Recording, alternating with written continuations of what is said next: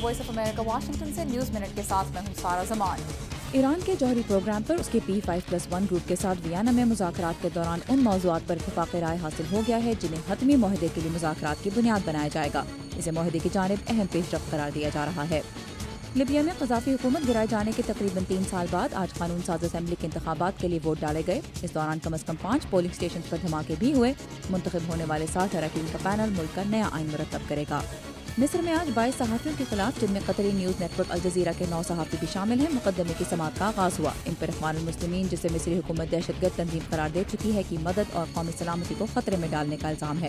Al Jazeera نے ان تمام الزامات کو مسترد کیا ہے۔ اور جنگ کے سبب 60 سال سے بچھڑے ہوئے شمالی اور جنوبی کوریائی خاندانوں میں سے کچھ کو آج حکومتی اہلکاروں کی سخت نگرانی میں ملاقات کا موقع ملا۔